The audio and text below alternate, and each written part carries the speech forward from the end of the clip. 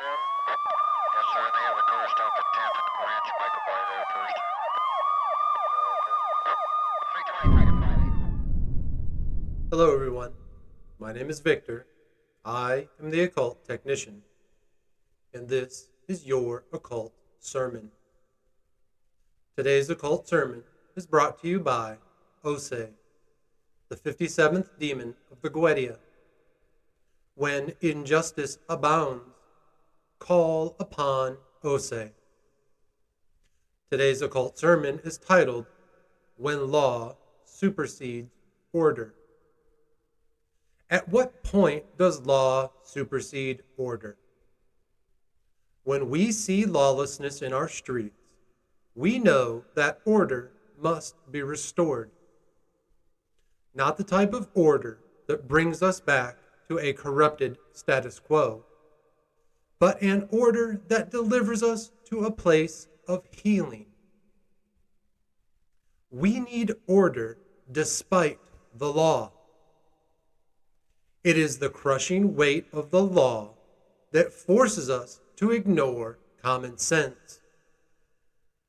We are standing here, looking danger in the eye, and yet we are unable to apply simple, common sense safety measures. The citizenry seems paralyzed by the law. The law is what created our current lawless existence. Because of this, good people are afraid to do what is right and what is just. And all too often, those who even dare make an attempt at doing what is right are struck down by the law.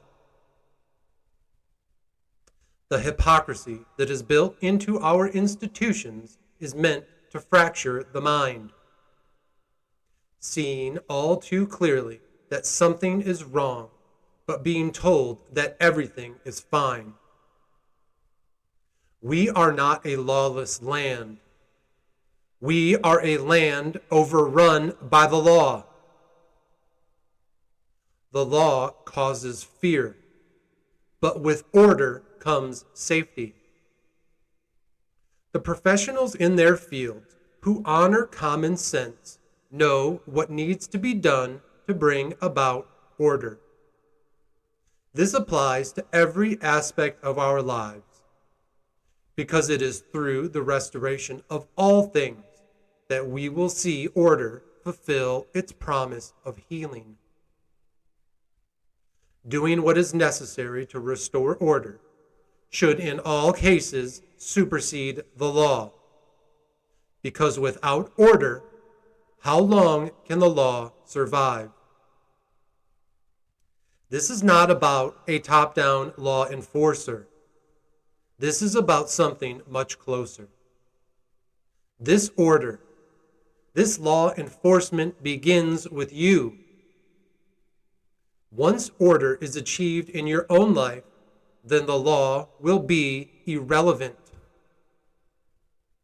As we learn in Galatians 5:22 and 23, but the fruit of the Spirit is love, joy, peace, forbearance, kindness, goodness, faithfulness, gentleness, and self-control.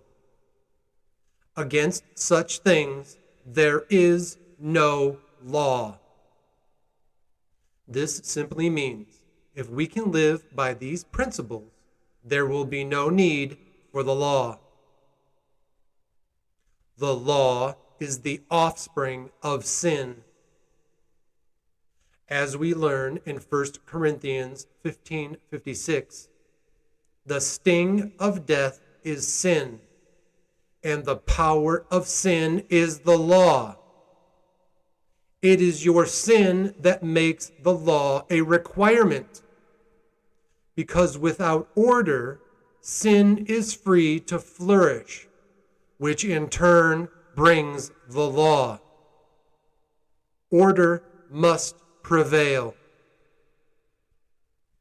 For those who push a corrupted and manipulated law that spits in the face of our common senses, for those who enforce a law devoid of power for the purpose of preventing order, and for those who cannot restore order within themselves. We, the jury, here in the court of the occult, find the defendants guilty, guilty, guilty. In conclusion, order can be restored through one simple phrase: an eye for an eye is the whole of the law. Thank you for joining me for today's occult sermon.